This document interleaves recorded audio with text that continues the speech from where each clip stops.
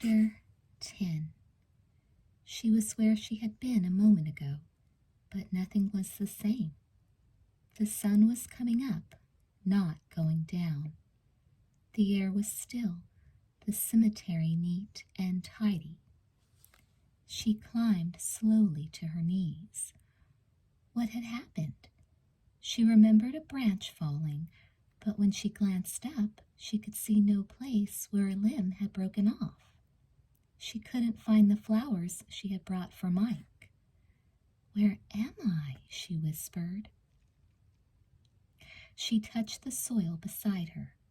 That, too, had changed. The earth was looser than it had been when she arrived, as if it had just been dug up and shoveled back over a coffin. "Mike," she whispered, "it looks so very fresh." She stood and began to back up. No, Mike. Fresh as a body that had just been buried. The brown soil on top of the plot began to stir. "Stop it, Mike," Jean cried. Something poked up through the brown earth into the air. It was a fleshy finger attached to a muddy hand. An arm followed. It clawed for the sky as if it hoped to grab on to something. "This can't be happening," Jean moaned. She stopped her backward retreat. She was forced to. Her legs had turned to stone. She could only watch and wait and pray. A second hand emerged and grabbed hold of the tombstone. It wrapped its arm around the memorial and began to pull. A messy head burst through the ground. "Stop!" Jean screamed. Mike slowly climbed out of his grave. He turned to face her, his movements resembling those of a zombie. His face was powder blue. Ragged purple stitches covered the top of his skull. His brown eyes were sunken beyond the point of vision. Yet they moved this way and that, endlessly searching the surroundings and always coming back to rest on her. A small dirt clod was stuck in the corner of his cracked lips, and he reached up to brush it away with difficulty. His fingers appeared permanently curled back. His clothes were a mess with mud, but they were the same clothes he had worn on the plane. Old blue jeans, a gray shirt, olive green boots. He didn't seem to be breathing. "Hello," he mumbled. He coughed painfully, and more dirt came out of his mouth. "It's good to see you again." She stared at him, transfixed. "You remember me?" "Yes, you're Jean. We met on the plane." "And you're Mike?" Her saying his name seemed to touch him somehow. He tried to smile, but failed. It showed only as a grimace on his face. "You remember me," he said. "Yes. How could I forget you? What happened to you?" The question seemed to throw him off balance. His miserable eyes rolled to the left, in the direction of the sea, which was flat and serene. They seemed to stick there for the longest time. He had to bring them back to her with effort. "I came here to be happy," he said. "But you died," she said. He could have been surprised. "Am I dead?" Jean felt tears on her face once more. "Yes, I'm sorry." He looked down at the disturbed grave, his own tombstone. He may have been seeing it for the first time, but understanding was in his expression, tortured though it was. He finally nodded, his crooked neck creaking like old wood in a tired house. "I died," he agreed. "What happened?" "I was killed." She took a step closer. "By who?" "The ocean." He coughed again. "I never saw the ocean before. I told you that on the plane. I remember. You were looking forward to it so much. But how did you die in the ocean? Who was with you? The dark fish, the cold moon. He shuddered as if he felt a chill. More mud fell from him.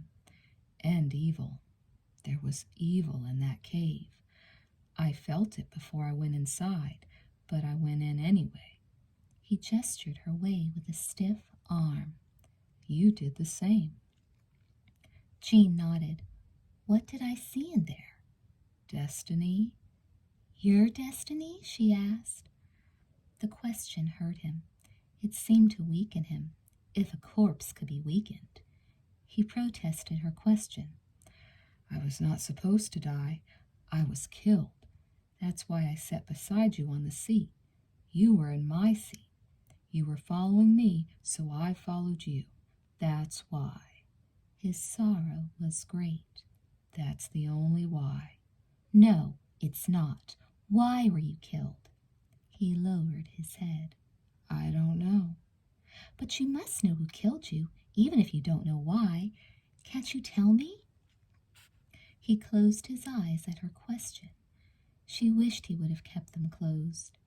When he opened them again, she noticed what a sickly green they had become, as if moss or bacteria had grown onto the eyeballs. I can show you, he said. Then he reached for a white balloon in his shirt pocket. It was hard for him. Jean feared halfway through the effort one of his brittle fingers would crack and fall to the ground. But finally he managed to get the balloon out. He held it up to his ruined lips. I can show you everything I know, he said. The balloon began to inflate. Jean didn't understand how. He was taking in no air. How could he expel air into that balloon? It was almost as if he had a hidden regulator fed by an invisible tank. She stared at the balloon, fascinated. Once more it began to assume the shape of a heart, but this time it pulsed to the rhythm of her own heart. She couldn't take her eyes off it, and it grew and grew. Soon it was difficult to see beyond it to Mike's face. There was the heart, his heart, her heart. They were not all that different at the moment. She looked deeper into it, or perhaps she didn't look at all, but closed her eyes and saw the truth there. It didn't matter. She was back outside the cave, back in time. It was a night of brilliance, the night of the big moon. The young man floated before the entrance of the cave. Gentle rays of white glittered on his face mask. He knew something about the cave. This was not his first time there. He swam inside. He had a flashlight, and even though the moon followed him in bits and snatches through the walls and ceiling, he needed it. The beam shone before him like a beacon of sanity. But what he was doing was not entirely sane. He was diving at night to a great depth into a cave filled with tight corners. He was far from an experienced diver. Such was the power the cave had over him. He couldn't resist. Plus, he was not alone. He had an experienced partner with him. His partner was right behind him, somewhere. There was a surge in the cave. The moon was strong. The tide was moving. Fish floated by the young man at unusual speed. The bubbles of his regulator raced before him and then were sucked behind him. The kick of his fins remained steady. The young man came to a split in the cave. He could go forward, he could go up, or he could turn to the right. To the right was the most dangerous, the darkest. But the young man chose it because it was the way he had gone before to discover a great wonder. He glanced behind him. He could see his partner moving slowly. His partner seemed to be waiting to see which way he'd choose. The young man didn't mind. He swam into the narrow cave. The space was tight, But he knew one more thing from his previous experience. It would soon open wide again. He was not worried. He felt great excitement. The whole island would soon know about his discovery. The cave widened, then the goal was at hand. It was a skeleton. Its head bobbed in the moving water before the beam of his flashlight. But here the surge was weaker. The young man suspected the skeleton had been there for a long time, but he could have been wrong. He believed it belonged to a man who had been murdered. The hole on the side of the skeleton's head looked as if it could have been made by a bullet. Then his partner was beside him, and the young man excitedly pointed to the skeleton. The red-suited partner was interested, but he was also worried about the time. He pointed to his watch. He wanted them to go back up. The young man didn't mind. His partner only needed to see the skeleton for a second, the young man thought, to know he had spoken the truth about it. The two swam back up the tunnel. They entered the main cave and headed for the entrance. The surge of the tide was powerful. It was harder swimming out than it had been swimming in. The young man began to tire. He wasn't used to swimming with fins. He had learned to swim in a lake, back home. Even there he had never gone swimming at night. He wondered why his partner had insisted the dive for the skeleton be done at night. He was about to find out. The moment they exited the cave, the partner reached over and stopped the young man. The partner wanted to see the young man's BC hose. The young man gave it to him. After all, his partner was knowledgeable about all aspects of diving. He trusted him. Yet the young man didn't understand why his partner began to inflate the BC. They were at great depth. He knew that could be dangerous. Still, he wasn't worried. His partner had a firm hold on him. But then his partner spun him around and took hold of the buckle on his weight belt. He began to pull the belt loose. The young man saw in a flash that his partner was trying to hurt him. If he lost his weight belt now, this far down, with his BC fully inflated, he'd shoot straight to the surface. He'd die a horrible death. The young man tried to fight off his partner. He grabbed at his partner's wetsuit and ripped it. But he wasn't strong, and his partner had to jump on him. He lost his flashlight.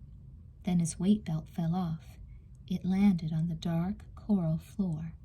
And then his partner let go of him. The young man began to rise, faster and faster. The moon shone bright above his head. It grew in brightness with each passing second. The young man began to panic. He tried turning himself upside down. If he could swim downward hard, he thought he might be able to save himself. He was in the middle of turning over when the pain started in his chest. It was crushing and immediate. A boulder could have fallen onto his ribs. He couldn't breathe. His heart shrieked in his chest. Something big and ugly was expanding inside him, tearing his guts and lungs apart. It was just compressed air, but it was more lethal than any bullet. Searing agony welled into his neck, choking off his throat. He gave up all effort of trying to get out of his predicament. There was pain, there was terror, there was nothing else. The moon swam over his head, and he raced toward it. Seconds later, he broke the surface, and the pain ceased as if cut off by a switch. He rolled onto his back and stared straight up. He could see the moon overhead, and he tried to turn to the side to find out where the shore was. He thought if he could get to the sand, he might be able to get help. Suddenly, though, he could move no longer. All he could do was stare at the white globe as it slowly changed to deep, sober red. The veins in his eyeballs had ruptured. A film of blood slipped over his vision. Then everything began to go dark. A violent slap hit his head from the inside, followed by another. The bloody moon vanished, and he understood that he was dying. Sorrow consumed his being. He thought how only a short while before he had been sitting on the plane on his way to Hawaii. He had been so happy. He had been about to enter paradise. Then the young man knew no more. Jean opened her eyes. "I understand now," she told Mike. He didn't answer, his face hidden behind the white balloon. He continued to feed air into it. She knew what would happen if he didn't stop. "Mike," she called, "don't!" The balloon burst. The heart, their heart, it splattered her face with blood. The red seeped into her eyes. It cut off her sight just as his sight had been cut off the night he died. She caught a faint glimpse of his dead silhouette. Then all went black, and she was floating on a cold sea of nothingness. Jean came to in the dark beside Mike's grave. She felt a stab of pain in her head as she tried to sit up. She raised her hand to feel for damage. Her face was covered with blood. It was sticky, but had already begun to dry. The heavy branch of the oak lay across her back. She had to struggle to get out from under it. Finally, she was able to stand and take in her surrounding. She was still in the cemetery, of course. The moon had risen. It bathed the graves in a milky glow. The wind was howling in from the sea. A chill spread throughout her body. She felt her head once more. The gash was just above her left eye, and it would need stitches. A doctor. Then she noticed Mike's tombstone had fallen over. It must have been the wind. Sure. She remembered what had happened. She remembered it all. She turned and hurried toward the hole in the wall at the back of the cemetery. She would go to the doctor later. She had things to do. Chapter 11. There was an ambulance parked outside the front of the hotel. Fear pierced Jean when she saw it. She didn't bother putting her rental car in the lot. She parked in front and tossed the keys to the valet. She hurried over to the pool area where a group of people were gathered. A moment later, she saw that the police had cordoned off the area with yellow official tape. "What happened?" she asked a pot-bellied man who carried a tropical smoothie in his right hand. "Some girl jumped or fell out of her hotel room." Jean was horrified. "Is she dead?" "She splattered on solid concrete. I'm sure she's dead." "Do you know who it was?" "No, but I hear she came out of one of the rooms over there." The man pointed almost directly to Jean's room. He shook his head. "You should have heard the scream she made as she fell. It was terrible." Jean hurried over to the yellow tape. A handsome mustached police officer stopped her before she could go under it. "Do you know who the girl is?" Jean asked frantically. "We haven't made an identification yet." "Let me by," she said. "It might be one of my friends." "I can't do that. Which room are you staying in?" 526. Which room did the girl fall from?" "I'm not sure." He glanced up at the rooms above his head. Beyond him, close to the spa, stood a tight cluster of officers and paramedics. Jean couldn't see any body. "But I think she fell from one of those rooms up there," the officer said. "Why don't you go up to your room and check?" "Couldn't you just let me by?" Jean pleaded. He glanced in the direction of the spa. "I don't think you want to see the body," he said grimly. Jean traveled upstairs in a daze, praying all the way that her room would be empty. But it wasn't. It was full of cops. She walked in and fell on the couch before anyone even looked over at her. An elderly officer came and knelt beside her. "Is this your room?" he asked. Jean nodded. "What color was her hair?" she whispered. "The girl had short brown hair and bangs. Do you know her?" Jean choked on the information. Tears welled in her eyes, and she had to close them. But her tears didn't burn. They were as cold as her world, where young people she cared about could die in a moment. She was my best friend, she wept. Her name was Mandy Bart. Do you know why she'd jump? The officer asked. Jean opened her eyes. She shook her head. Mandy would never have jumped. She must have been murdered. The cop was sympathetic. We haven't ruled out the possibility of foul play. Let's call it an accident for now. What's your name? Jean Fiskell. Were you here when the accident occurred? No. When did it happen? A half an hour ago. I was driving back here, Jean said. From where? Happy Point Memorial Cemetery. What were you doing there? Visiting a friend of mine. His name's Mike. The tears kept coming. He's dead, too. The cop sat beside her on the couch.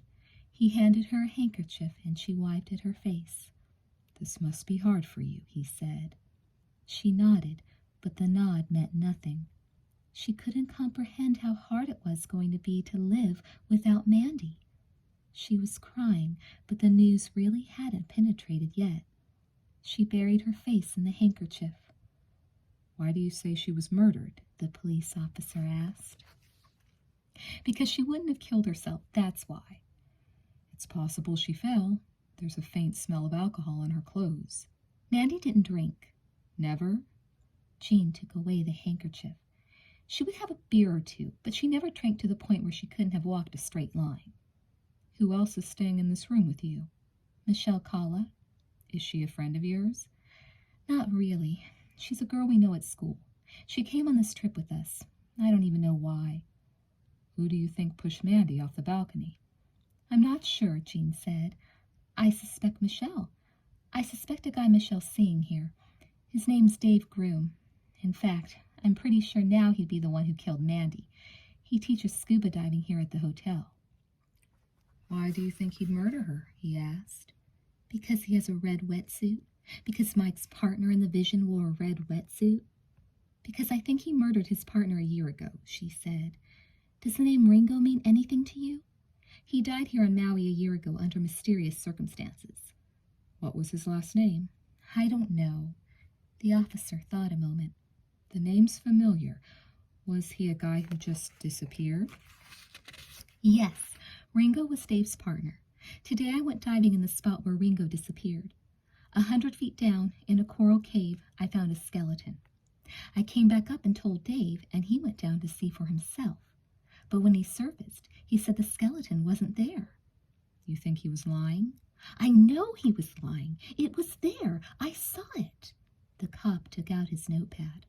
Where are Dave Groom and Michelle Kala now? I have no idea. Who is this other friend of yours who just died? Mike Clyde. Did Dave murder him too? She sniffed. Yes. The officer suddenly froze. He closed his notepad. How long have you been on the island, Jean? I just arrived yesterday. Did you know Mike Clyde before you came here? No. Then how do you know how he died? I know. I read the article in the paper. I know that article. The officer interrupted, his tone not as kind as it had been a moment ago. In no way did it implicate Dave Groom in Mike's death. I realize that, but I know stuff that wasn't mentioned in that article. Such as? I know Mike wasn't alone the night he died. I know how he died. How do you know this? Were you there?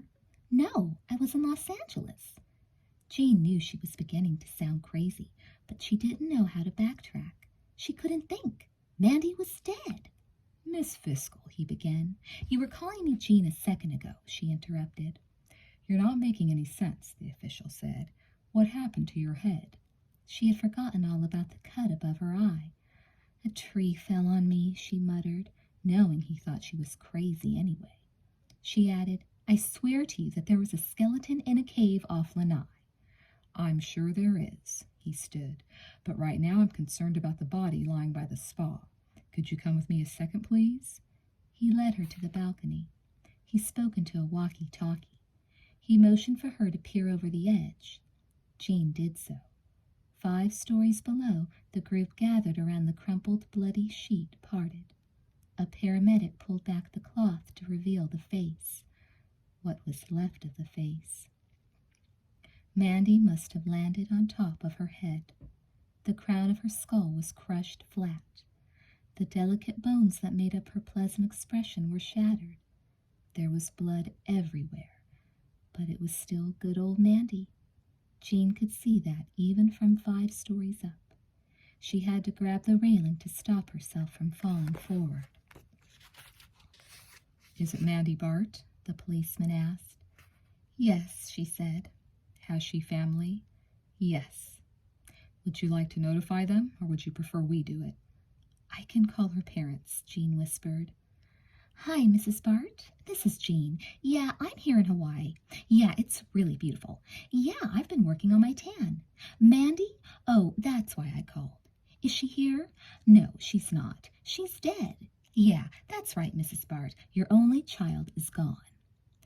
We would appreciate it if you could do that now, the official said. We have to perform an autopsy, and we need permission. You can use the phone in the bedroom. Fine. Jean turned around. And Miss Fiskell? The policeman said at her back. Yes? I would appreciate it if you hung around for a while. I understand, Jean said. She went into the bedroom and closed the door. She didn't call the Barts. Fishing in her pocket, she took out Johnny's number and called him instead. He answered the phone. Hello? Johnny, this is Jean. I'm at the hotel. The police are here. Something terrible has happened. Mandy is dead. What? She fell off the balcony. Only I don't think she fell. I think she was pushed. Johnny, it's so awful. She's lying there with her head crushed. The police think I might have done it. Hold on a second. Why do they think you did it? Were you there when it happened? No, I was on my way back from the cemetery. Johnny, I know what happened to Mike. He was murdered. He discovered the skeleton in the cave as I had, and he took someone else down to see it, and that person murdered him. They filled his BC full of air and ripped off his weight belt. Mike shot to the surface. His lungs exploded. Johnny was silent a moment. How do you know this? I saw it. I saw it in my mind. A branch fell on my head while I was kneeling by the grave, and Mike came out of the ground and showed me everything. Johnny, Dave killed Mike Clyde.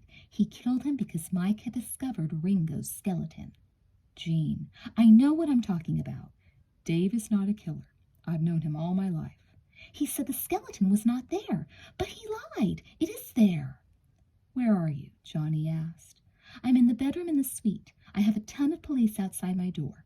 They want to keep me here, but I can't stay. I have to get the skeleton. This is insane, Johnny muttered. I have to get it now before Dave has a chance to move it. Johnny considered. All right, we can look into this idea of yours if we must. Can you get out of there without the police stopping you? Jean picked up the phone and carried it to the bedroom balcony, which was actually the far end of the living room balcony. The police were all inside. She glanced around the wall that divided her from the neighboring room. It should be a cinch to swing over to the next balcony, she thought, as long as she didn't look down. I can get out, she said. Do you still have the car you rented? Yes. Come straight to my house, Johnny said. Don't go chasing after Dave or any skeleton by yourself. Is your mother there? Johnny paused. Yeah? What's my mother got to do with it? Nothing. I'll come. You promise? Yes, Jean said. She put down the phone. She wasted no time implementing her plan. She didn't want to give herself a chance to get scared.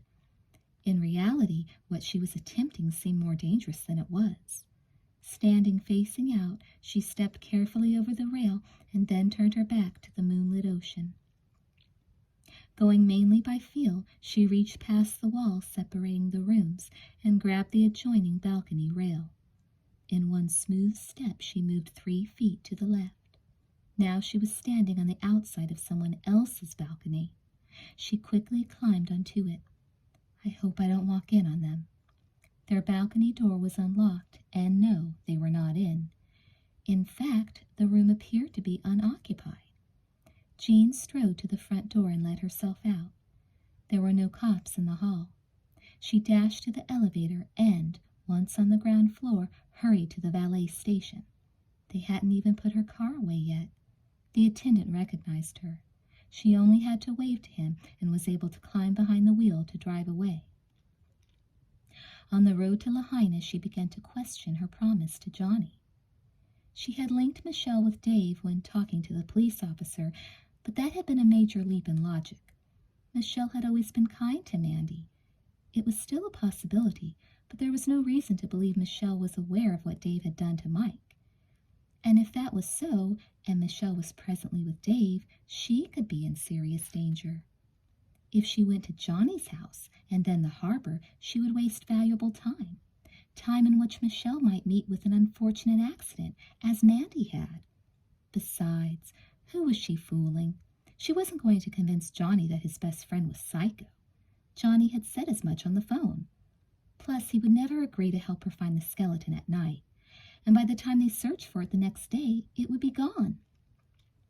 I have to get it myself. I have to show it to the police. Ringo grew up on Maui. He must have dental records here. They'll be able to identify his remains and figure out how he was killed. Then they'll have to believe me. Jean turned off the main road in the direction of the harbor. She put her rental in the same spot Johnny had parked that afternoon. She climbed out and hurried toward the boat. If she was going to Lanai, she was going to need transportation.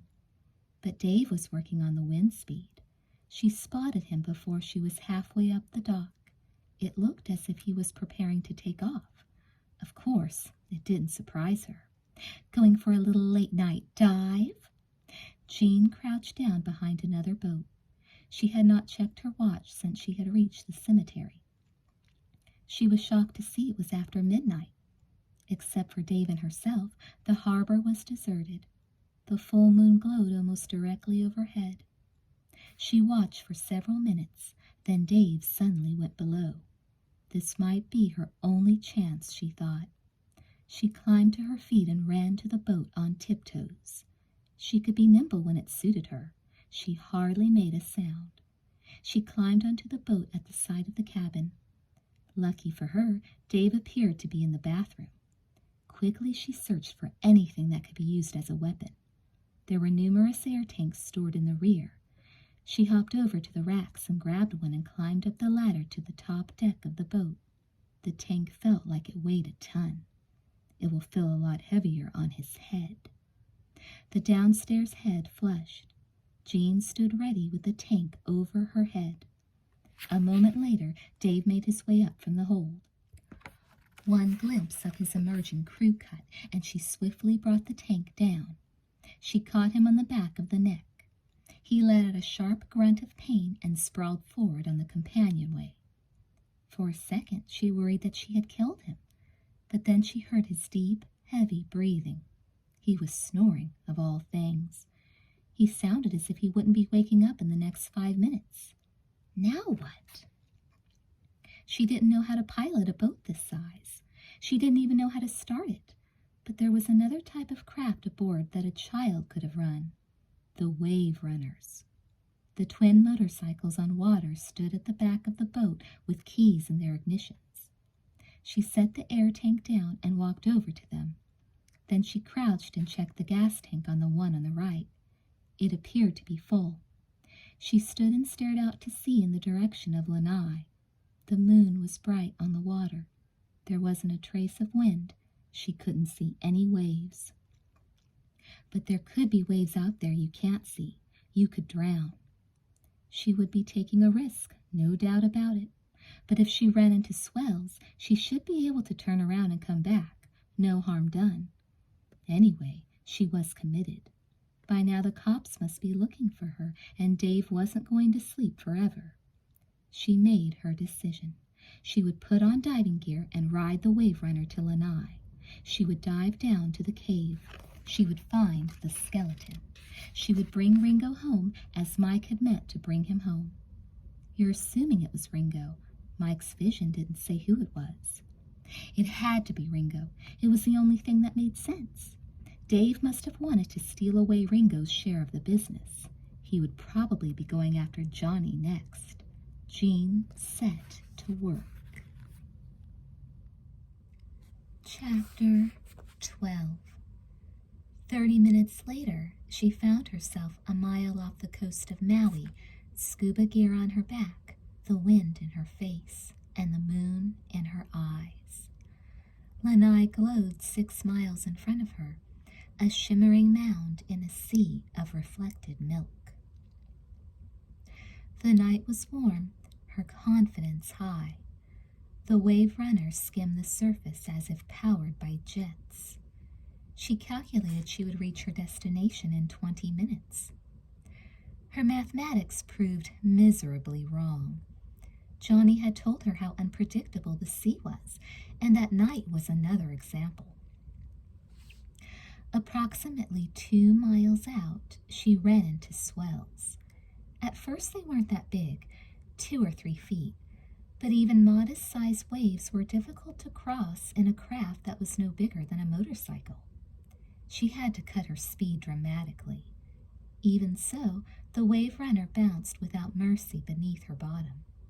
Many times she was tossed forward so far she feared she'd fall off. She had to cut her speed even further, cursing the ocean.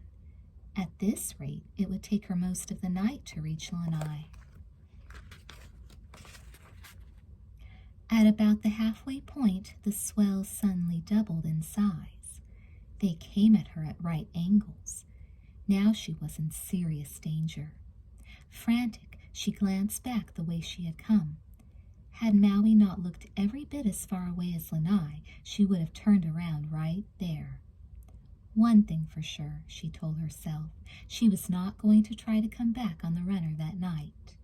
She just prayed to God she got there in one piece. The spray off the wave cap soaked over her head as the wind picked up in the eerie night. She tried to occupy herself with thoughts other than drowning, but all her mind kept coming back to was Mandy's broken body. It wasn't fair. I never got to say goodbye to her. Mixed in with Jean's feelings of fear and sorrow was profound guilt. From the moment of her arrival on Maui, she had cared more about her own pleasure than Mandy's. She could have turned her back on Johnny. She could have told him she had a boyfriend at home and at least given Mandy a chance. That's all Mandy had asked for on the ride from the airport, a chance to be happy. That was all Mike had wanted. Approximately 2 miles off Lanai, the waves abruptly ceased. The transition was amazing. From the angle of the swells and the placement of Lanai relative to her position, she could see that the small island must now be blocking them. She wasn't complaining. She pushed the wave runner back up to maximum speed. The remainder of the trip took her less than 10 minutes. She ran the runner right up onto the sand beside the marks Johnny had left in the sand earlier that day. She had the right place. There was no doubt about it. She dismounted and checked her watch. It was 2 in the morning. Her fatigue made her hesitate. She stood in the shallow water with her fins in her right hand and an underwater flashlight in her left. She had found it beside the diving gear, and once more contemplated what she was attempting. Johnny was right. It was crazy. Besides being exhausted, she was an inexperienced diver who had no experience at all night diving. She didn't even know what the water would look like in the dark. She was still on the surface, but she felt she was on the verge of stepping into the deepest of bottomless caves. But you do know what the water looks like at night. Mike has shown it to you. He showed it to you so that you could come here at night and let the world know what happened that other night when the moon was also full. Jean raised her eyes to the moon. It had sunk partway off the top of the sky, but it continued to ride high. She believed its light would follow her all the way to the bottom. She would not get lost. She strode into the water. Jean ended up doing what Dave had done earlier in the day. She did not go under right away, but rather swam out to the place where she thought the coral cliffs started.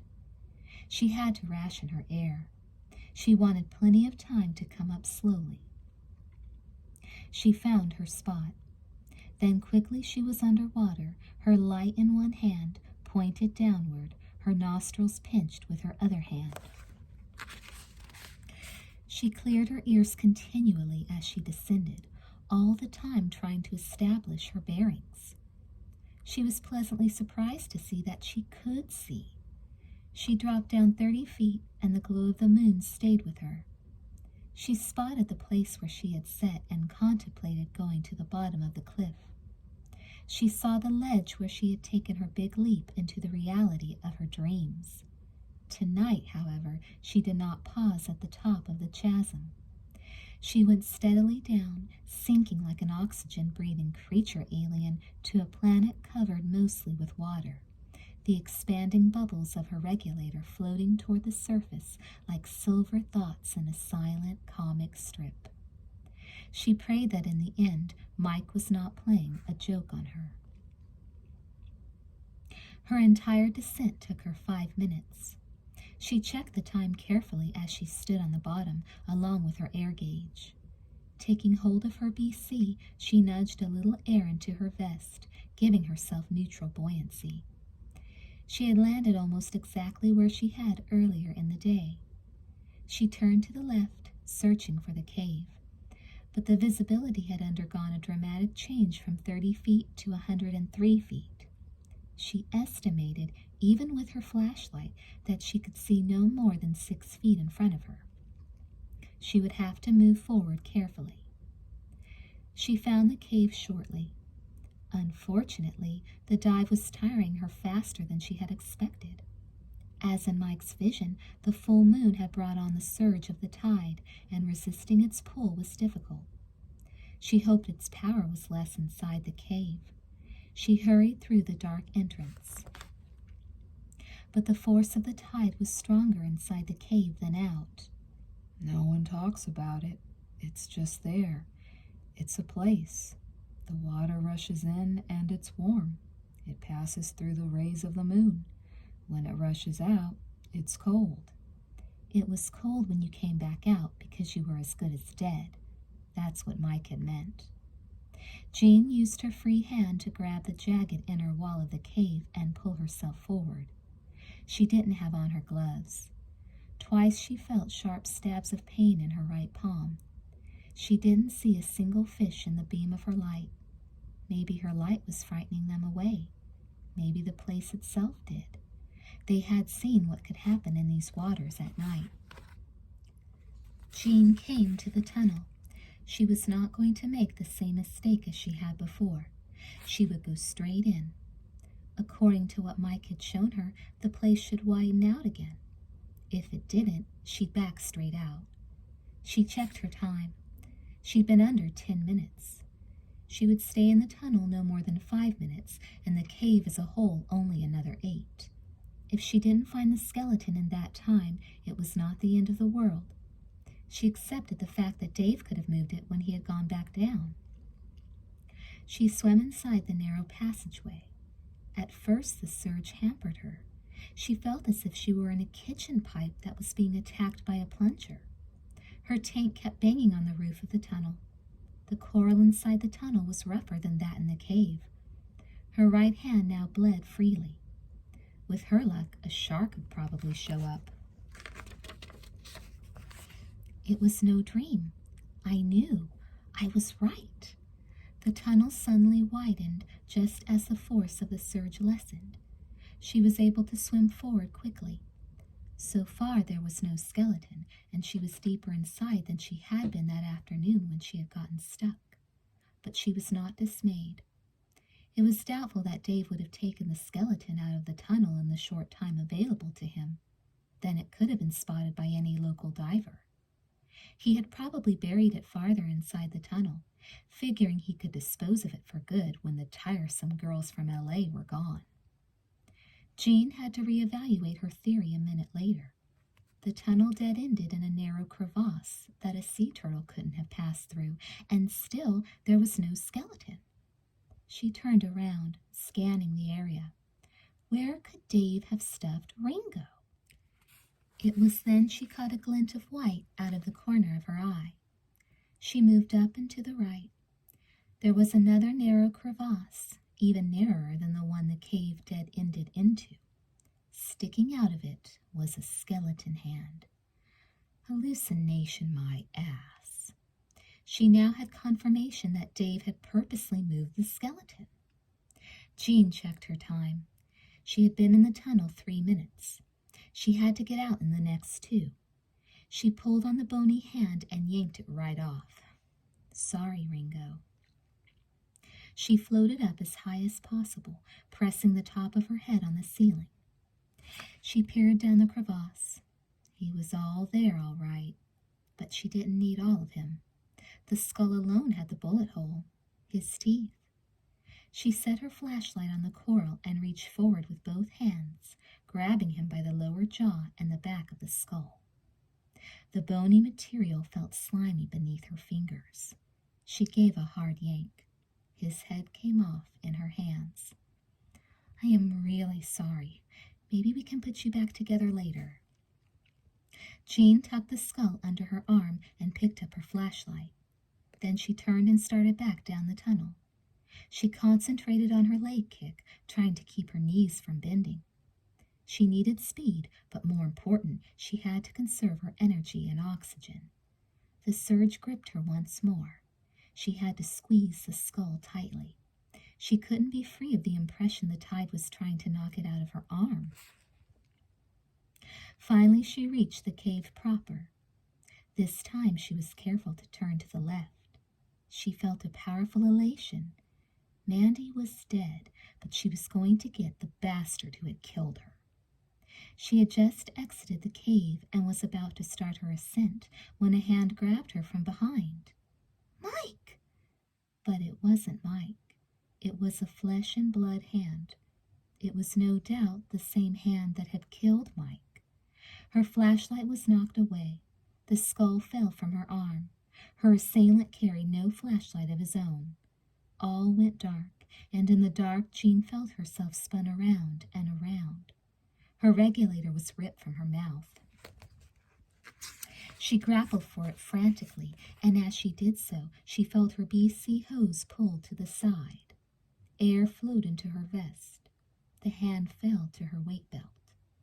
He's doing to me what he did to Mike. Before Jean could do anything to stop him, she knew she had to get the regulator back into her mouth. She found it floating directly above her head. She had to force herself to purge the water out of it before she began to breathe off it. But by then she was too late. She had taken in only one decent breath when she felt her weight belt slip off her hips. The hands that had attacked her let her go. She began to rise toward the surface. Quickly. God help me! God was not going to help her. God had invented buoyancy and pressure, fragile lungs and hearts. She would have to help herself. She remembered her vision of Mike's death vividly, what he had failed to do. The overriding factor that was contributing to her buoyancy was the air in her BC. She had to dump the air while simultaneously swimming down. She reached for her BC hose. Her terror reigned supreme. Yet her reflexes remained sharp, her senses alert. The watery moon shone above her head. The brighter and clearer it became, she realized, the more certain her death became. Jean found the button that released the air from her vest and pressed down on it firmly. A second stream of bubbles erupted around her. She tucked in her head and did a half somersault, still holding on to the button. Her fins were now pointed at the moon. She kicked furiously. A dull pain formed in the center of her chest, but the moon stayed where it was, coming no closer. The bubbles pouring out of her BC hose ceased. I have to go back down and come up slowly. She did not want to go straight back down, however. Dave was there. Even without her flashlight, he might spot her. He could send her racing to the surface again. Or, since she was proving uncooperative, he could take out her regulator and let her breathe salt water. The pain in her chest remained. She turned to the left, still kicking hard. Even without the air in her BC, she was extremely buoyant without her weight belt. Her best bet was probably to get to the bottom and put a few rocks in her vest pouches. She hoped she knew when she got to the right bottom. The moonlight shimmered all around her, but it was not strong enough to allow her to read her pressure gauge. If she accidentally missed the second ledge, she could swim down 200 feet and not know it. Breathe deep and slow. Conserve your air. Don't freak out. Jean headed back down. The pain in her chest began to ease. She realized that her ears were also aching. She pinched her nose and blew lightly. The pain in her left ear only got worse. She suspected she had damaged her eardrum. Well, there was no helping it. She was lucky to be alive. Boy, was she lucky. She reached the bottom a minute later and immediately grabbed on to the first thing she felt, which fortunately was a ledge of sorts. The water was the blackest blue imaginable. The moon was visible above the surface, but it looked a million light years away. She groped around with her free hand. She came up with a handful of sand and poured it into her pouches. She felt her buoyancy lessen and dumped in more. Soon she could sit comfortable on the bottom without having to hold on to the ledge for support. It was while she was resting and catching her breath that she saw the circle of light 100 feet off to her right begin to move toward the surface. Dave. He didn't see her, or if he did, he gave no sign of it. She wondered if he'd see her bubbles once he reached the surface. Certainly he noticed that she was not lying dead as Mike had. But if she could come ashore a ways down from where she had entered the water, she might be able to sneak away from him. It was her best hope. Jean turned and began to swim to her left, moving slowly upward as she did so. When she was about halfway to the surface, she stopped and waited for 3 minutes. Then she swam up to 15 feet and waited another 3 minutes. Here she was able to read her depth and air pressure gauges. Her tank was almost empty. She rationed what air she had left as best as she could. When she finally came up, she checked out the surrounding area immediately. The wind speed was anchored 100 yards away from her in the opposite direction from the underwater cave, about 30 yards offshore. She could see no one aboard. Keeping her head down, using her snorkel, she swam toward the shore. She felt slightly dizzy, but she believed she hadn't damaged her heart or lungs. She just hoped she didn't get the bends later. The beach was narrow. Where the sand ended, a bunch of bushes began. Removing her fins, she scampered over to the bushes and immediately sat down. It felt good to be on solid ground again. She unhooked her gear and rested for a few minutes. The night was comfortably warm, even though she was sitting in wet shorts and a blouse. She had not had her bathing suit with her when she had brained Dave at the harbor. The question of the night kept returning for a different set of circumstances. Now what? She got up on her knees and peered at the boat again. There was still no sign of Dave. Why had he left the boat? The beach, for that matter. When he came up and didn't see her, he should have stayed and searched for her. Of course, it was possible he was hiding in the bushes as she was, waiting for her to show herself. She sat listening for another few minutes, but no significant sound came to her ears. Curiosity began to get the best of her. She picked up her mask, snorkel, and fins. If she swam straight back out and circled around, she should be able to peer into the boat and see what was happening without his knowing it. Taking a last quick look around the beach, she stood up to dash across the sand and back into the water. It was then someone tapped her on the shoulder. "Oh!" she gasped. "Shh, Jean, it's me, Johnny." He sat beside her in the bushes. Her relief in that moment was so great, she collapsed into his arms. "Oh, Johnny," she whispered, "where have you been?" "Where have I been?" he whispered back. "Where have you been?" He gestured to her diving gear pile beside her. "You haven't been back down in that cave, have you?" "Yes, I dived back down and found the skeleton. I was carrying it to the surface. Then I was attacked by Dave. He pulled out my regulator. He inflated my BC and yanked off my weight belt. He tried to kill me." "Hold on," Johnny said. "Are you sure it was Dave?" "Yes." "Did you see his face?"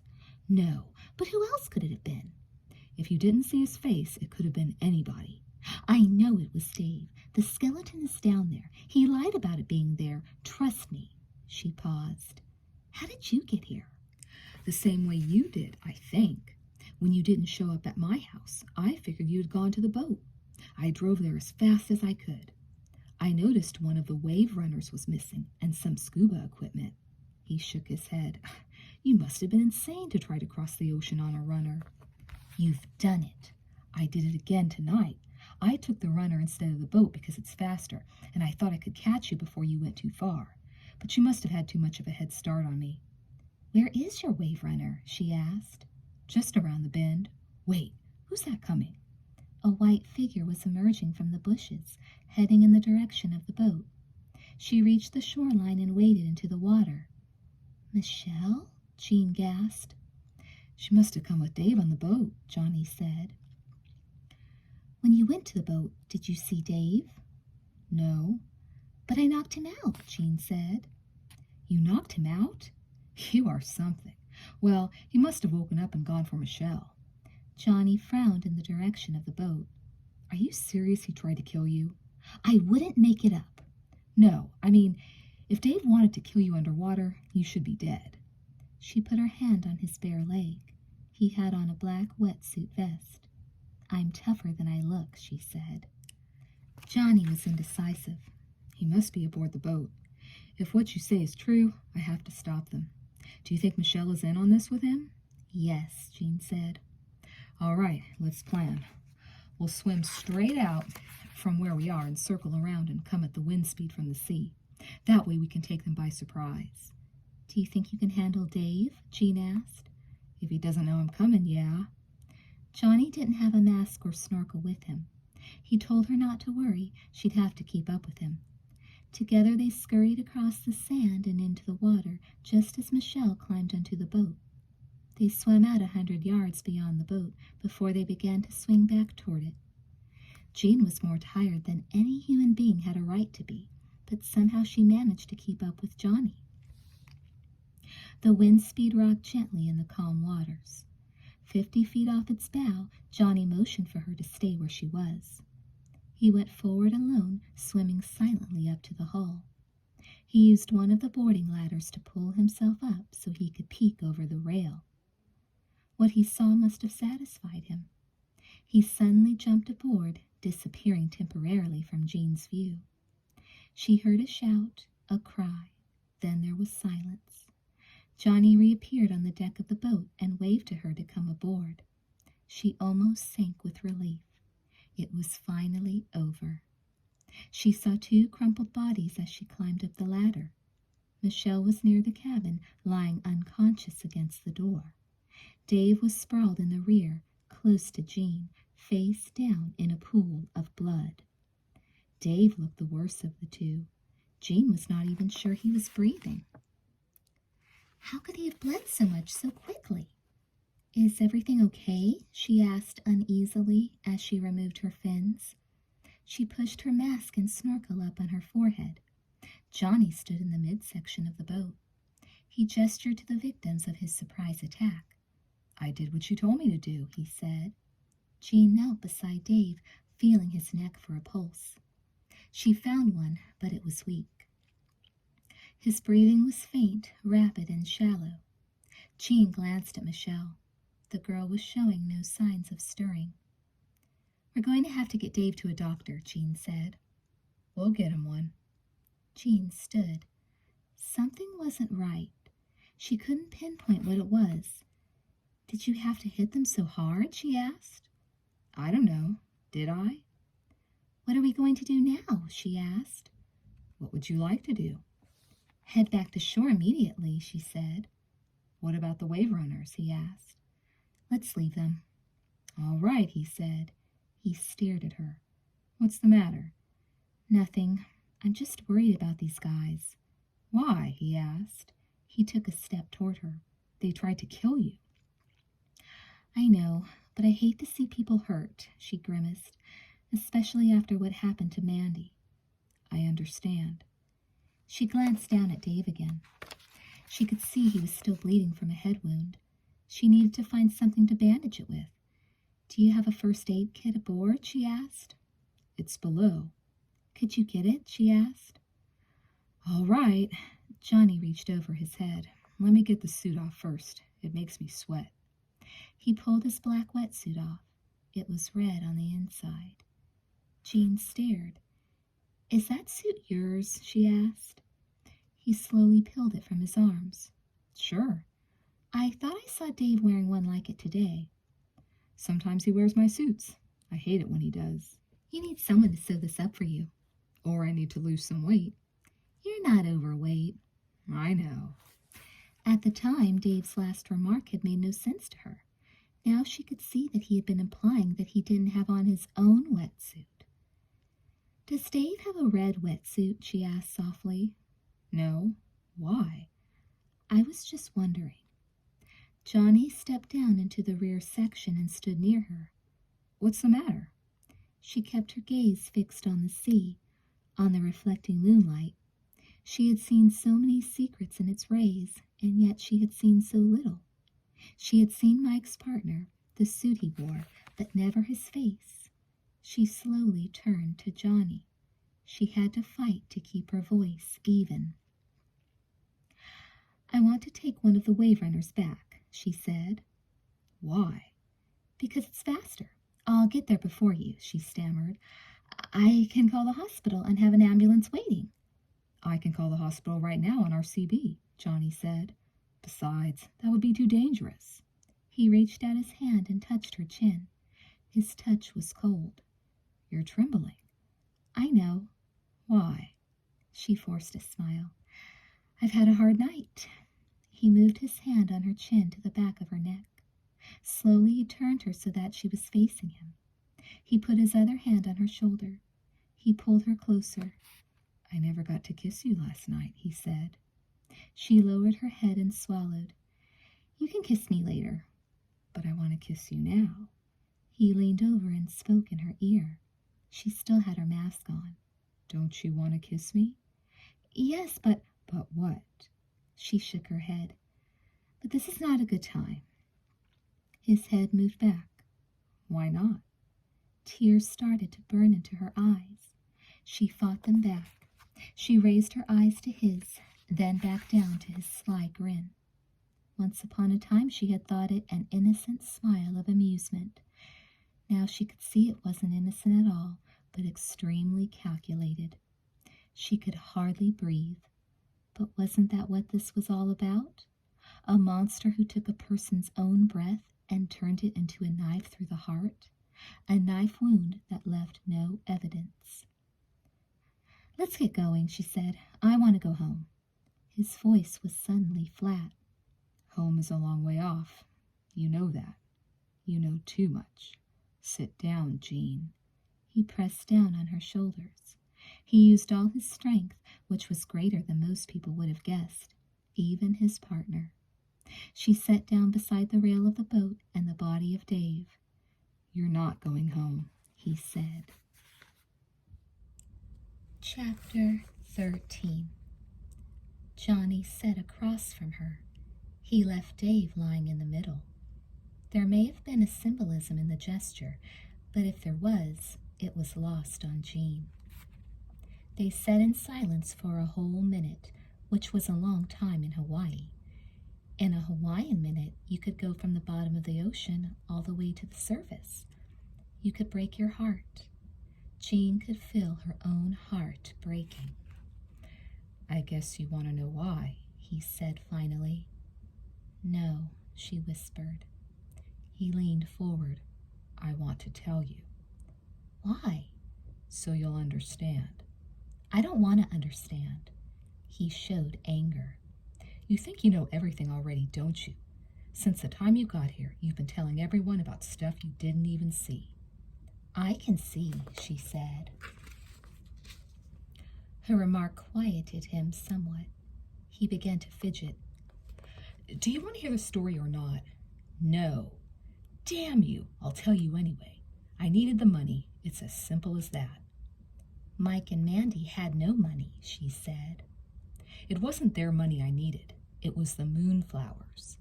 He looked off in the direction of the underwater cave, then back at her. His expression was an unusual combination of confusion and bitterness. He seemed to be lost, a child who had done something bad and didn't know how to avoid being punished. Yet he also seemed capable of great violence. There was indifference in his eyes. "The buried treasure," she said sarcastically. But she decided she wanted him to talk. She needed time to figure a way out of her predicament, and talking could give her that.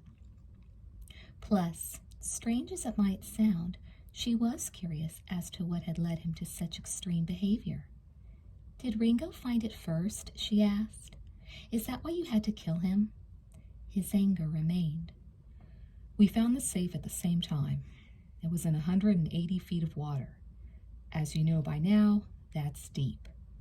No one can stay down that deep for long without special mixtures of gas, and we couldn't get those without arousing suspicion. You see, everybody was searching for stuff in these waters. The safe was heavy, and it had half a wall of plywood attached to the back. We decided our best bet was to float it up to the surface using balloons. But we had to do it at night. No one could know. You know why." "Because the money didn't belong to you," Jean said. "It may as well have belonged to me as belonged to the fish." "Did Dave know?" "No." "Why not?" Johnny shrugged. "It just would have been one more person we had to split with." "What went wrong?" "Everything. That Ringo. What a bastard. Even as we were getting our gear together, he started joking about how since I was only 18, I shouldn't get a full share. He laughed and said maybe, if I was nice to him, he would cut me in for 10%. He was so full of himself. He thought he was set for life. But he was wrong. The first night we went down, we brought an extra tank with us to inflate the balloons. These were not party balloons. They were more like rubber buoys. But we didn't have enough of them to get the safe buoyant. The thing was so heavy we figured it must be loaded with gold. We had to come back the next night with more balloons." Johnny paused. "I brought a gun." "You were just being cautious, right?" "He was going to rip me off. What would you have done?" "I wouldn't have killed him. Why did you need money so desperately?" Johnny lowered his head. "I didn't. My mother needed it." "Right. You did it all for the sake of your poor mommy." He glared at her. "That's right. My mother doesn't drink. She gambles. She's sick. She can't stop. Football games, horse races, it doesn't matter to her. She has half a dozen bookies. She owes them all, and these guys are not patient. In fact, they can be pretty nasty. They make her work the money off. Do you get my meaning?" Jean remembered his mother. That jerk. The whole family was sick. It must be genetic. She chuckled. "That's pitiful," she said. "Shut up," he swore. "All right." It was foolish to taunt him, but hard not to. She glanced around. Unfortunately, there was no harpoon gun sitting within arm's reach. In fact, the only thing she had near her besides Dave's unconscious form were her fins. Her mask and snorkel were still pushed up on her forehead. "What good will they do me? I couldn't outswim Johnny." Was that true? Johnny had told her yesterday that even a poor swimmer with fins could outrace a great swimmer without fins, and she was not a poor swimmer. Still, she'd have to get a head start and figure out where she was supposed to swim to. At the moment, there weren't a lot of danger-free zones in the area. "What happened when you came back for the safe?" she asked. "We went down and attached more balloons. There was a full moon that night. The tide was surging. The safe began to lift off the bottom. I could see Ringo all jazzed up through his face mask. He was already thinking of the hot car he was going to buy. It pissed me off. I took out my gun." Johnny shrugged again. He didn't feel a thing. "You shot him in cold blood?" "I shot him because he was going to take what was mine. What's wrong with that?" "Nothing," Jean said. "You did the right thing." "I told you to shut up." "What happened to the safe?" "It got away from me." "How?" Johnny was disgusted. "I had it all the way up to 15 feet. I was hovering at that depth like I was supposed to. But nearer the surface, the surge of the tide was strong. The safe slipped away from me. It was no big deal, I thought. I could just grab it again. But then a couple of the balloons came loose. Ringo hadn't tied them tightly enough. Before I could get a hold on the safe, it began to sink. I swam after it, but it went down like a rock. Then it was just gone. Gone? Why didn't you just go back down and get it? I couldn't go back down immediately. I had to stay on the surface for at least 2 hours to let the nitrogen flush out of my system. I couldn't risk getting the bends. I still had to get rid of Ringo's body. Then, when I did go back down, I couldn't find the safe. I searched the area, but I couldn't search that much. The only light I had was from my flashlight. I had to start back up in 5 minutes. Besides, I already had a feeling the safe was gone for good. Why? There was another cliff right beside where we originally found the safe. The bottom of it's over 400 feet. I think when the safe sank back down, it went over that cliff. That's really sad, Jean said sympathetically. All that work for nothing. So you stuffed Ringo in the cave? In the tunnel in the cave, in a crack in the wall at the end of the tunnel. I never thought anyone would find the body in 1,000 years. Johnny sighed, and there was bitterness in the sound. But Mike Clyde found him. How? She asked. Johnny was puzzled. I'm not sure. It appears to have been a combination of things. The motion of the tide must have knocked Ringo's body loose after a while. By then, there wasn't much of him left. The fish will eat anything. Ringo's skeleton was floating around in the tunnel when Mike happened to float in. But why did he swim into such a tight spot? I would never have swum in there unless... Jean didn't finish. Unless what? Johnny asked sharply. Never mind. No, I do mind. How did you know to go in that one cave? I told you. I dreamed about it. Johnny put his hands to his head and squeezed his hair. Damn. Mike told you he also had a dream about the cave? Johnny shook his head. This is supernatural. Yeah, he took a short scuba class at the hotel like you girls did. Then he wanted to go for a dive out here. He didn't have much money, but he offered to help us get the boat ready for the cruise and clean it up when we got him back to port. Dave said, "What the hell?" We took him. But then he approached me after we had dived in the cove. He wanted to dive at this spot. I asked him why. He said he had to.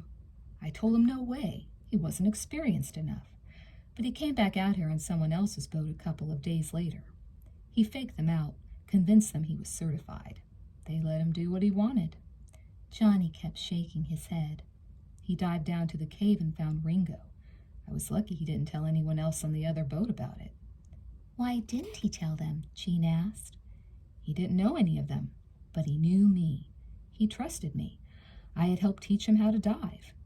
It was after he found the skeleton that he confided in me about his dreams of the cave. I didn't know what to think. I was spooked, but he was all excited. He wanted to show me the skeleton. I said, all right, but we had to go there at night when no one else was around, and he had to keep quiet about it until we were sure the skeleton was real. I told him he might have been hallucinating. Mike was a trusting guy. He did what I said. Then you took him down there, inflated his BC, and ripped off his weight belt. Johnny was astounded. How do you know that? I saw it in a dream, she said simply, like Mike. Johnny wasn't buying it. There's got to be a logical explanation for this. That goddamn cave can't be haunted. It may not have been haunted before you stuffed Ringo in it, but it's haunted now. I told you to shut up, he growled. You tell me to shut up when I say something you don't like. How come Dave didn't see the skeleton when he dived down to the cave? Because I had moved it. I saw your bubbles coming out of the cave this afternoon. I swam in after you. I was close to the tunnel when you came bolting out. I could see you were scared. You were going the wrong way to get out of the cave. I wondered if you had seen the skeleton, if it had gotten loose again. After Mike's discovery, I had stashed it in so that there was no way it could get pulled free by the tide. But as soon as I went in the tunnel, there it was again. I just couldn't figure it out. I stuffed it back at the end of the tunnel and swam out of the cave and waited for you. It sounded as if Ringo had wanted out of the cave. "Why did you stop me from rushing to the surface?" she asked. "I could have died right there and then, and your problems would have been over." "You probably wouldn't have rushed to the surface so quick that you would have died. At the most, you would have gotten the bends. Besides, I didn't want to kill you. I wasn't sure you had seen the skeleton, and even if you had, I thought I could convince you that it had just been a hallucination caused by nitrogen narcosis. But you refused to drop the matter." Johnny was thoughtful for a moment. "You kept talking about your dreams, like my cat." "Why did you kill Mandy?" she asked. "Besides Dave, she was the only witness to the discovery of the skeleton, and Dave didn't believe it was there." "Is that the only reason? Mandy didn't believe I saw it." "Yeah, she did. After I left you at the car rental agency, I went back to your hotel. She was there alone. I talked to her for a couple of hours. She was convinced something was going on. She told me about your dreams. She said she had always thought you were psychic." "She never told me that." Jean's tone hardened. "What did you do? Throw her off the balcony?" "I got her a little drunk first, but yeah, that's about the size of it. Then I left the hotel and went home." He spoke of the deed in such a normal tone that she knew he was psychotic. He would try to kill her. There was no question about that. She began to get an idea about a good direction to swim. She inched her hand closer to her fins. "How did you end up here?" she asked. "I came after you when you didn't show up at my house. I found Dave unconscious in the boat. I saw that one of the wave runners was gone. I figured out what you were up to. I put on my dive gear and got on the other wave runner. I even passed you in the ocean. You didn't see me. You didn't see Dave behind us." "How did he know to come after us?" "There's a powerful pair of binoculars aboard this boat. He must have spotted us on the water. Michelle could have just happened by. Dave must have thought we were crazy trying to make the cross between the islands when there were waves. If there hadn't been waves, we would have been way ahead of him. But as it was, he got here not long after you." "You got here before me?" Jean asked, surprised. "Of course. I watched you dive under. Then I saw Dave approaching in the boat a couple of miles offshore. I decided to take care of you first. I thought I'd have no problem." He paused. "How come you didn't die?" "I told you I'm tougher than I look." Johnny wasn't going to argue with her. "When I resurfaced, I couldn't find your body. I didn't know what was going on. Dave came in and anchored the boat. Michelle went ashore to look for you. Dave was preparing to search for both of us. I swam over and said hi. Then I belted him when he turned his back. I went looking for you again and found you in the bushes." Johnny stopped. "That's the story, I guess." "And now what?" she asked, resting her left hand close to her fins. His voice became flat again. "Now I just have to clean up a few details, and I'll be done." Jean laughed at him, although she felt far from happy about what he had just said. "You're an idiot. Do you know that? You've left a trail a mile wide behind you.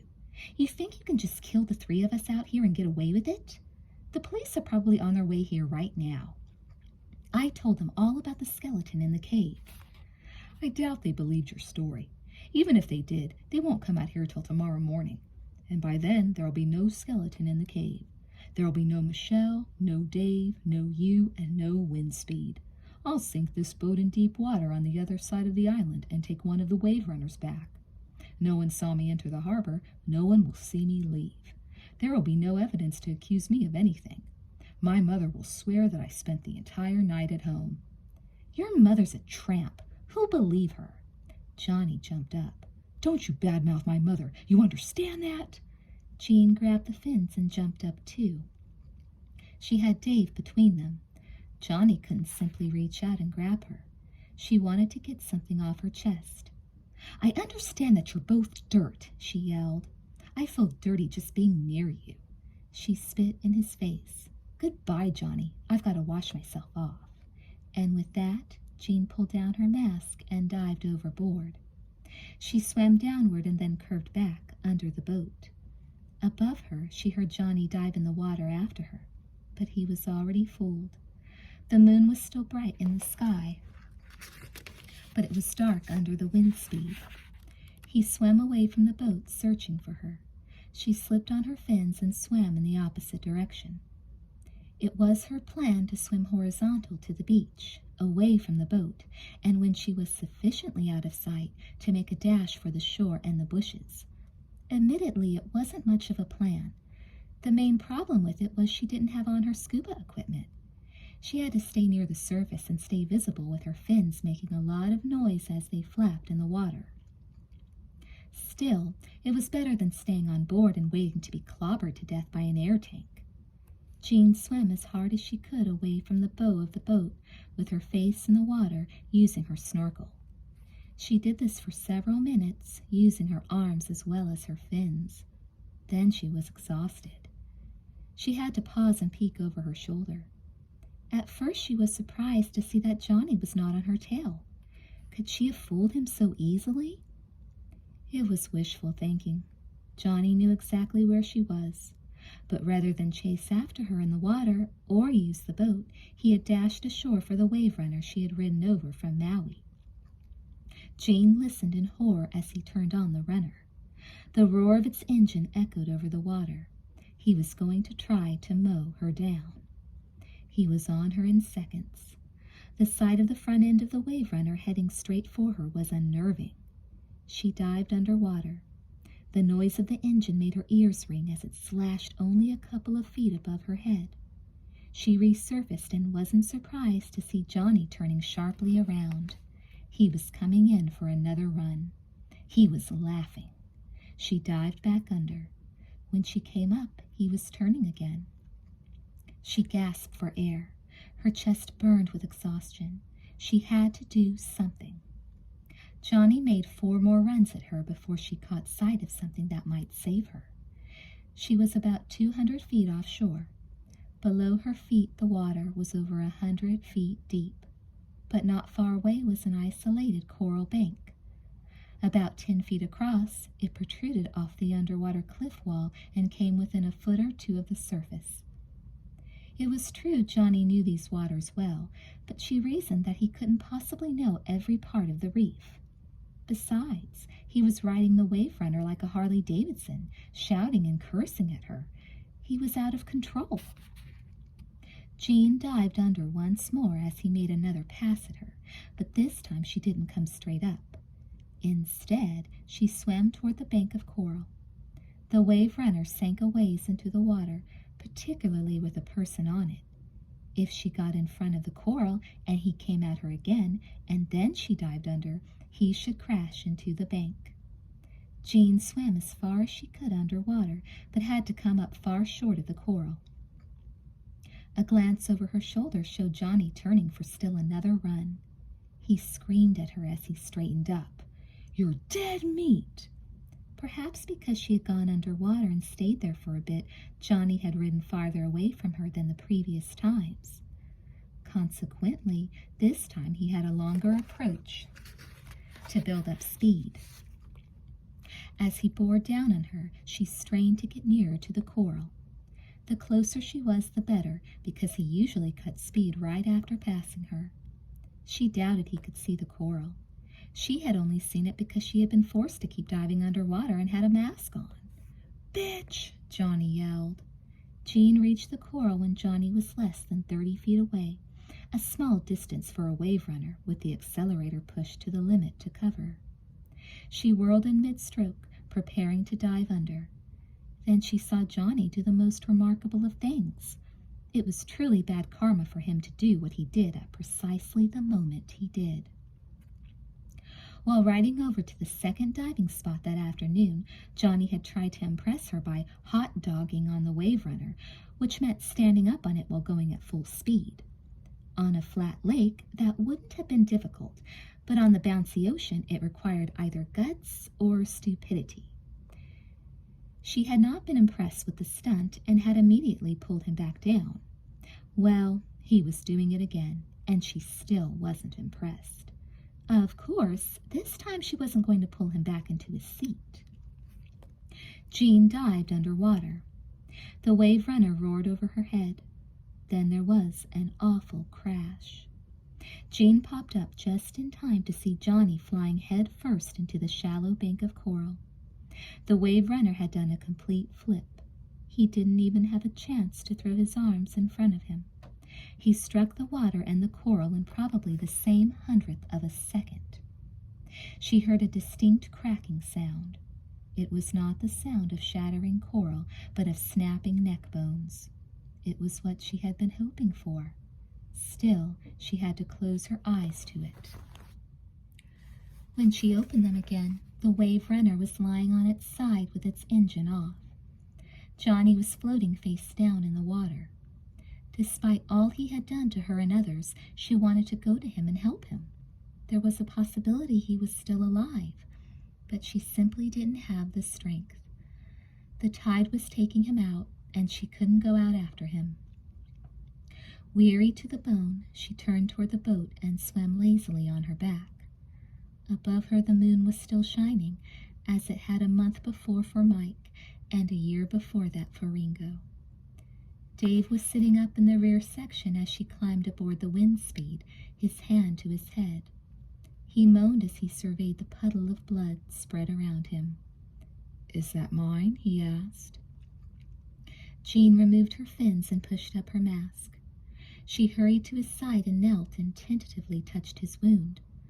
Behind her she could hear Michelle snoring comfortably. So they both snore when they've been hit over the head with air tanks. They must be compatible. "You poor dear," she said. "Just sit here. I'll go below and get the first aid kit." "Do you know where it is?" "Actually, no. Where is it?" "In a drawer beneath the lower bunk bed." He took her arm before she could leave. "Do you know I've been hit over the head twice tonight?" "I know." She felt guilty. "I hit you the first time." He winced and let go of her arm. Leaning back, he closed his eyes and moaned again. "Please don't hit me again right now. I don't think I could take it." "I won't. I didn't mean to hit you the first time." He suddenly opened his eyes and stared up at the moon. "Johnny hit me the second time," he whispered. "Where is he?" Jean knelt close to Dave's right ear. "He's dead." Dave snapped his head around to stare at her. He started to respond, but then he relaxed. When he spoke next, it was as if he were far away. "That was Ringo down there that you found today," he said. "Yes, Johnny killed him. He killed Mike Clyde, too, because Mike found Ringo's remains." Dave sighed. "I believe you. I knew, I guess, a part of me knew, but I didn't want to believe he would do such a thing." "Johnny killed Mandy, too." There were silent tears in Dave's eyes. Big, tough Dave. "I'm sorry, Jean. I truly am. I should have stopped him before. I knew he was bad. I just kept hoping he'd grow into something decent. I thought you could help him." He coughed in pain. "We've been friends since we were kids." Jean patted Dave's shoulder. "It wasn't your fault." She gazed out over the ocean. Far away she could see Johnny's lifeless body slipping beneath the surf. She wondered if they should even go after it. Perhaps his death should be lost in the water, in the sea where he had thrown away his life. Johnny had been crazy. That was all there was to it. She thought of the call she still had to make to Mandy's parents, what she would say. It was nobody's fault.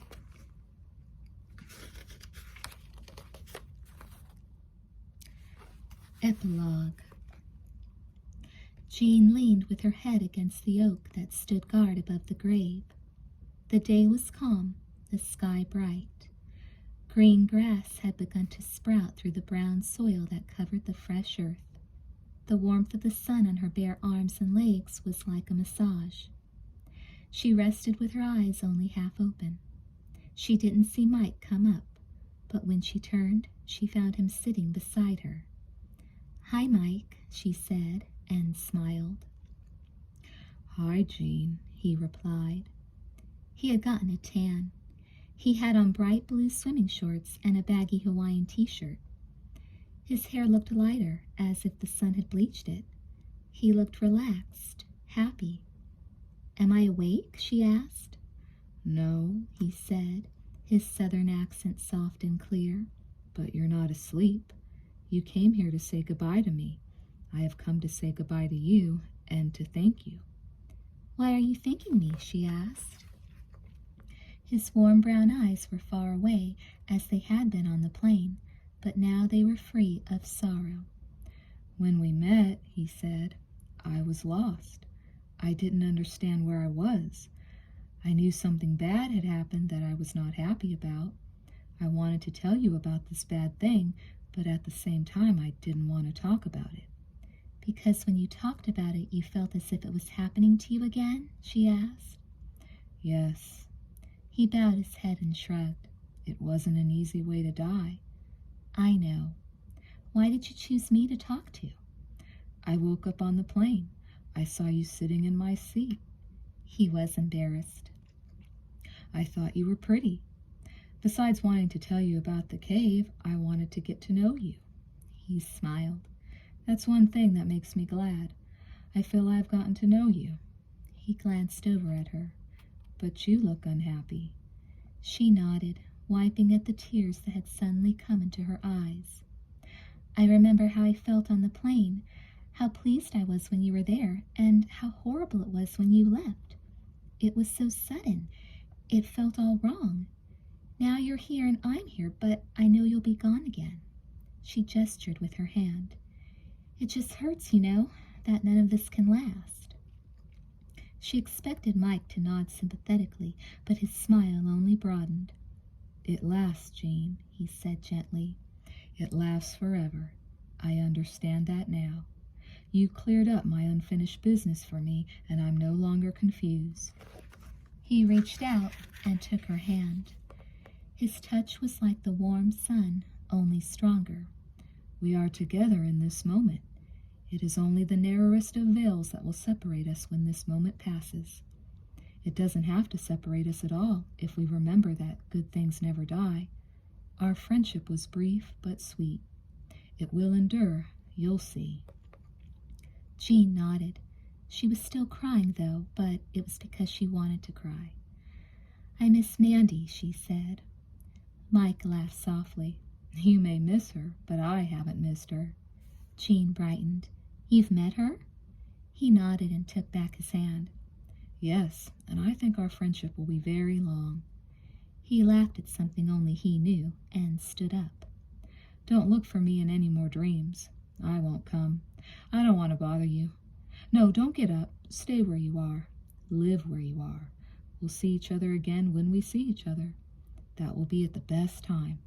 Now, close your eyes. Someone is calling your name. But, goodbye, Jean. You've done well. She didn't exactly close her eyes, but she blinked, and in that moment he vanished. So did the sun and the grass. It was all gone. But it was still all there.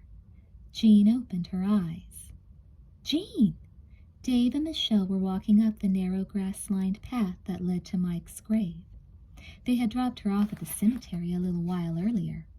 They understood that she wanted to be alone beside the grave to say goodbye to Mike, or at least they pretended to understand. But maybe she had been there longer than she knew. They were waiting for her to get going. Their plane left for Los Angeles soon. They were taking Mandy home, 4 days before their vacation was supposed to end. Jean sat up and stretched. She had fallen asleep beneath the oak that had landed on her a couple of days earlier. But, of course, she hadn't been asleep at all. I'm coming, she called. She went to stand, but it was then she spotted the gold necklace lying in the soil near where Mike's tombstone had been set up again. It was a tiny angel, a gift Jean had given to Mandy 2 Christmases ago. Jean held it in her hand in the warm sunlight. As far as she knew, Mandy had not brought the necklace with her to Hawaii. Jean looked up at the sky, where far in the distance she could see a jet plane leaving the island, disappearing into the clear blue, perhaps going to another paradise. Thanks, Mike, she said.